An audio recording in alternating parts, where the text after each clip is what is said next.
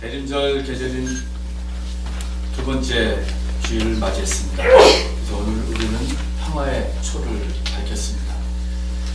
2016년 저물어가는 이 겨울에 평화를 염원하는 우리들의 마음은 그 어느 때보다 절실합니다. 그만큼 대림절의 의미도 깊어갑니다.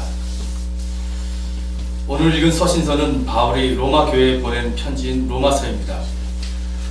로마 교회가 있던 로마시는 로마 제국의 수도였습니다.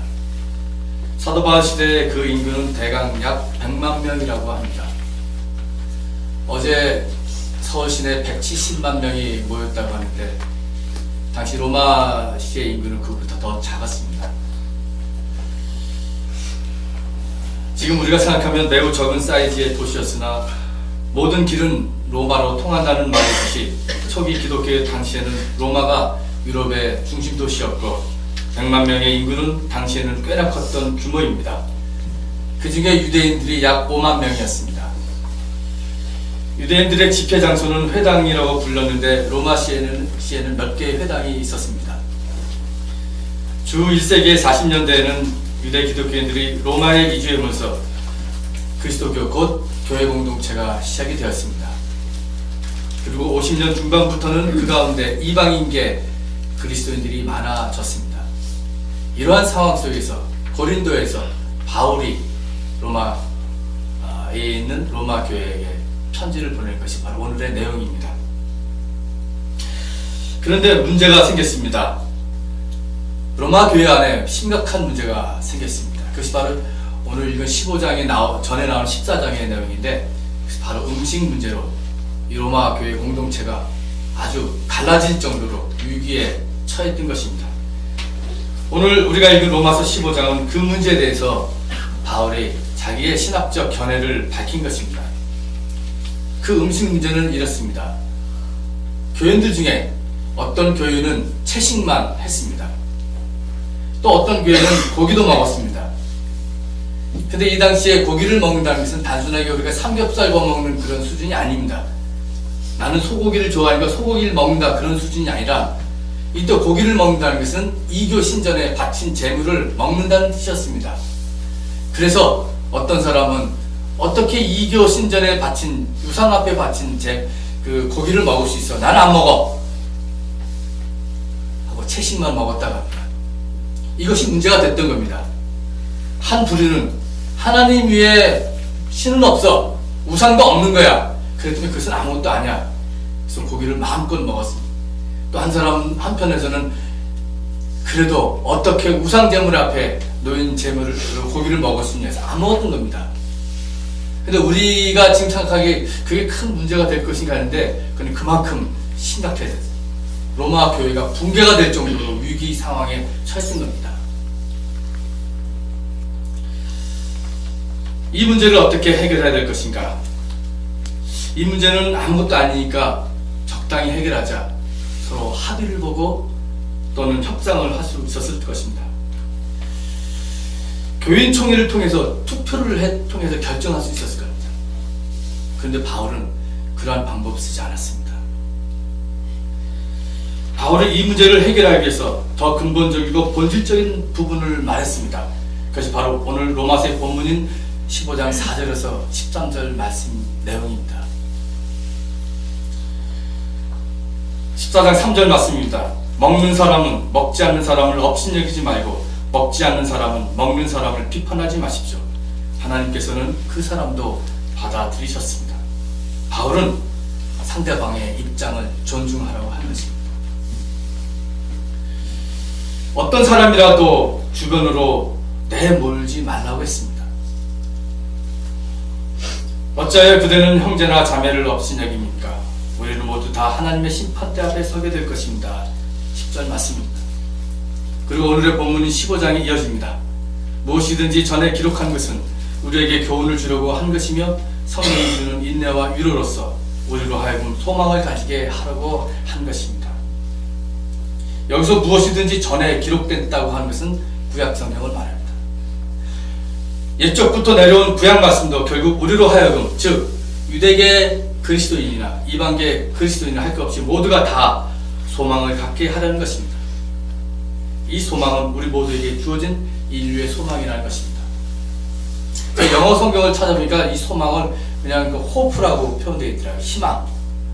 공동 번역도 희망이라고 표현되어 있습니다. 그래서 저는 어떤 면으로 이 소망보다는 희망이라고 하는 말이 저한테 가슴이 더 와닿습니다. 그래서 희망이라는 말을 즐겼습니다. 바울은 희망을 말하면서 이 희망을 주시는 희망의 하나님을 말하고 있습니다.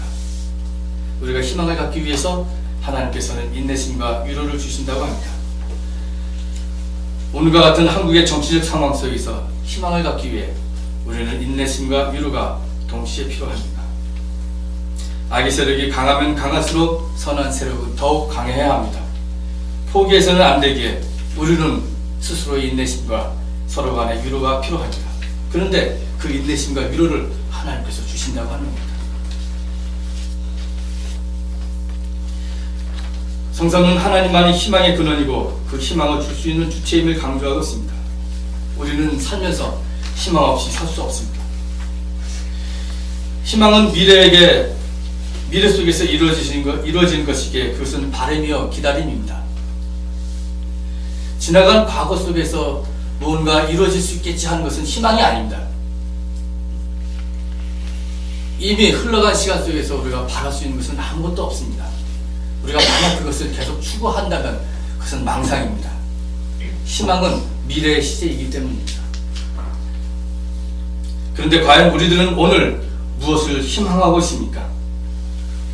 우리가 한시라도 희망 없이 살 수 없는 그 희망은 도대체 무엇입니까? 요즘 같은 입시철, 정말 힘든 입시에 내 아이가 붙었으면 합니다. 경쟁력도 심한 취업에는 20대 1, 30대 1 하는 관문을 통과하고 내 아이가 취업되기를 바랍니다. 몸이 아픈 내가 약을 먹고 빨리 회복되기를 바랍니다. 어떻게든지 돈을 좀 모아서 월세에서 전세로 그리고 조그마한 집 한 채라도 장만하고 싶습니다. 저는 이러한 희망을 나쁘다고 보지 않습니다. 누구나 가지는 희망입니다. 그러나 바울이 지금 말하는 희망은 그런 차원과는 다른 희망입니다. 그는 하나님이 성령의 능력으로 우리에게 주시는 희망, 궁극적 희망을 말하고 있는 것입니다.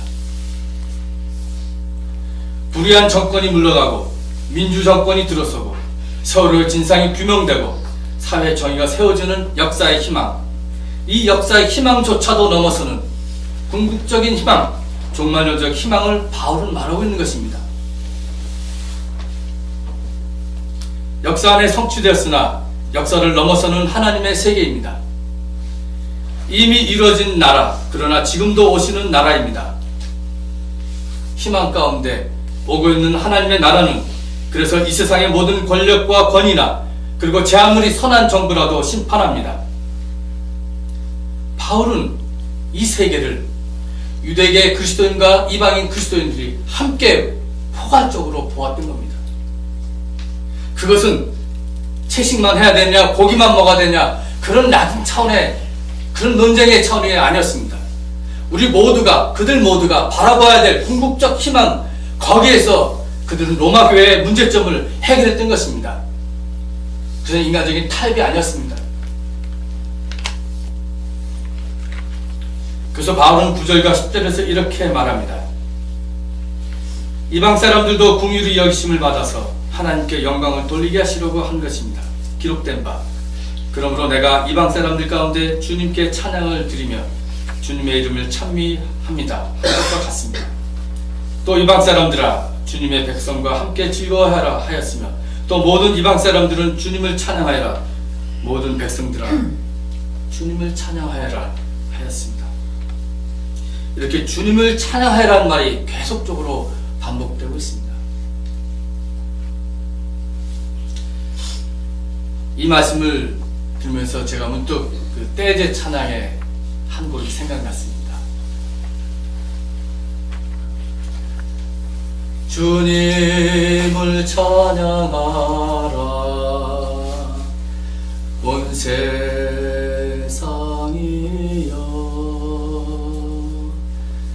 주님을 찬양하라 세상이여. 제가 외국에 나갔다 가끔 착륙할 때 저는 영적인 순간에 몰입합니다. 아프리카에 갔을 때, 그 케냐에 도착했을 때 저 밑에 불빛이 가득 보입니다. 사람 살고 동네 조그마한 움막들 보입니다. 강이 보입니다. 아프리카 사람들이 보입니다. 온 세계가 보입니다. 인도에 갔을 때 인도에 저 보입니다. 조그마한 신전이든 산이든 조그마한 마을들이 보입니다. 태국에 갔을 때도 마찬가지고, 일본에 갔을 때도 마찬가지고, 비행기에서 바라본 그 세계는 정말 모든 사람들이 하나님을 찬양해야 될 그런 세계였습니다. 하나님의 백성이나 이방인이나 신자나 비신자나 사람이나 자연이나 할 것 없이 모두가 다 주님을 찬양할 수 있다면 낙원이 따로 없습니다. 그곳이 천국이요 하나님의 약속이 성취된 것입니다. 하나님께서 이러한 삶을 우리에게 약속하셨습니다. 그래서 우리는 그 아름다운 세계를 이루시는 하나님만을 찬양할 뿐입니다. 우리 세미족교회 내에는 먹고 마시는 문제 같은 그런 갈등은 없는 것 같습니다. 모두가 다 잘 먹습니다. 잘 마시고. 그러나 우리 가운데 우리가 지향하는 신앙, 그 표현의 모습은 다를 수 있습니다. 그것이 진보라고 하는 이름이든 보수라고 하는 이름이든, 저는 그런 표현을 잘 쓰고 싶지 않습니다. 그러나 그 어떤 것도 우리가 극복할 수 있는 방법은 다 함께 하나님께 찬양하는 것입니다. 하나님을 찬양하는 것이 우리를 하나로 묶는 바탕입니다. 오늘 바울이 그것을 지적하고 있는 것입니다. 그리고 주님께서 우리를 받아들이신 것처럼 우리가 서로를 이해하고 받아들이는 것입니다. 이것이 교회입니다. 그리스도의 몸인 공동체입니다. 7절 말씀입니다. 그러므로 그리스도께서 하나님의 영광을 드러내시려고 하나님을 받아들이신 것과 같이 여러분도 서로 받아들이십시오. 이렇게 우리가 서로 받아들이는 동기는 주님께서 먼저 우리를 받아들이신 것입니다. 이제 바울은 유대인과 이방인이 하나가 되어 구원의 주를 찬양하는 공동의 신앙을 메시아를 기다리는 희망으로 연결시키고 있습니다. 이새의 뿌리에서 싹이 나서 이방 사람을 다스릴 이가 일어날 것이니 이방 사람은 그에게 소망을 둘 것이다 하였습니다. 12절 말씀입니다. 12절 말씀은 구약 이사야서를 인용한 말씀입니다. 그런데 이사야서는 메시아 오심을 사람들의 생각과는 다른 기준으로 오신다고 합니다. 오실 메시아는 가난한 자들을 공의로 재판하고 세상에서 억눌린 사람들을 바르게 논지하시는 분으로 오십니다. 그분은 특검 위에 특검으로 오십니다. 이사야는 그 메시아가 오셔서 펼치는 세상을 이렇게 노래했습니다. 그것이 오늘 읽은 제1독서 이사야서 11장 6절에서 9절 말씀입니다. 좀 길지만 제가 다시 읽어야 되겠습니다. 그때는 이리가 어린 양과 함께 살며 표범이 새끼 염소와 함께 누우며 송아지와 새끼 사자와 살진 짐승이 함께 풀을 뜯고 어린아이가 그것을 이끌고 다닌다. 암소와 곰이 서로 거치대며 그것들의 새끼가 함께 눕고 사자가 소처럼 풀을 먹는다. 젖 먹는 아이가 독사의 구멍 곁에서 장난하고 젖된 아이가 살부사의 굴에 손을 넣는다. 나의 거룩한 산 모든 곳에서 서로 해치거나 파괴하는 일이 없다. 물이 바다를 채워듯 주님을 아는 지식이 땅에 가득하기 때문이다. 메시아의 통치는 공의에 입각한 평등사회였고 이것은 이스라엘 사회의 오랜 꿈이었습니다. 그래서 메시아의 통치가 실현될 때 가장 기뻐할 사람들은 세상에서 멸시받고 억압받는 가난한 사람들이었습니다. 하지만 이렇게 아름답게 새로운 세상을 노래했지만 이사야가 살던 그 시대 그 상황은 이리가 어린 양을 잡아먹고 표범이 새끼 염소를 채워가면서 암소와 곰이 서로 으르렁거리는 세계였습니다. 아수르 제국이 군사력을 휘두르며 약소 국가를 침략하며 정복해가는 시기였습니다. 아수르가 나중에 바벨론에게 망하게 되지만 바벨론도 마찬가지로 그들의 군사력과 경제력을 동원해서 약소 국가를 침략하고 약소 국가의 사람들을 죽였습니다. 이것이 이사야가 살던 시대 상황이었습니다. 그런데 이사야는 이런 상황 속에서 메시아의 오심을 희망을 품고 내일의 평화의 세상을 노래했던 것입니다. 그것은 메시아가 도래하면 해체되는 세상입니다. 강자가 약자를 지배하고 부자가 가난한 사람을 탈취하는 양육강식의 세상의 해체입니다. 그런데 이사야의 시대는 메시아가 오지 않았습니다. 아니, 이사야 후에도 그렇게 기다리던 메시아는 오지 않았습니다. 마침내 초대 기독교인들이 갈릴리 예수를 이새의 줄기에서 온 메시아로 고백했습니다. 이사야 예언이 예수에게서 성취된 것이라 믿었습니다.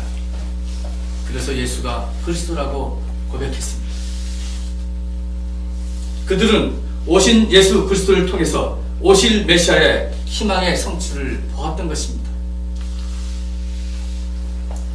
세례 요한도 메시아의 희망을 예수를 통해 보았습니다. 그래서 그는 내 뒤에 오신 분은 나보다 더 능력이 있는 분이시고 나는 그의 신을 들고 다닐 자격도 없다고 하시면서 주님의 오심을 기다리며 회개의 세례를 베풀었습니다. 이사야가 보았던 세계를 세례 요한도 함께 보며 독사의 자식들아 누가 너에게 닥쳐올 징벌을 피하라고 일렀냐고 하시면서 회개를 선포했습니다. 도끼를 이미 나무뿌리에 갖다 놓았다고 했습니다. 여기서 보십시오. 세례 요한의 기다림이 분명하고 강렬할수록 세례 요한이 외치는 회개는 더욱더 구체적이었습니다. 두벌인 옷이 있는 사람은 나누라고 했습니다. 먹을 것도 나누어 한다고 했습니다. 메시아를 기다린 이사야의 희망도 세례 요한의 희망도 이렇게 구체적이었습니다. 바울도 그 메시아의 희망이 저절로 이루어진다고 하지 않았습니다. 인내와 위로를 통해서 주어진다고 했습니다. 성령의 능력을 통해서 주어진다고 했습니다. 그리고 이렇게 우리에게 주어진 희망이 우리에게 차고 넘치기를 기대한다고 했습니다. 우리는 이런 하나님이 주시는 희망을 가지고 메시아의 시대를 기다리고 있습니다.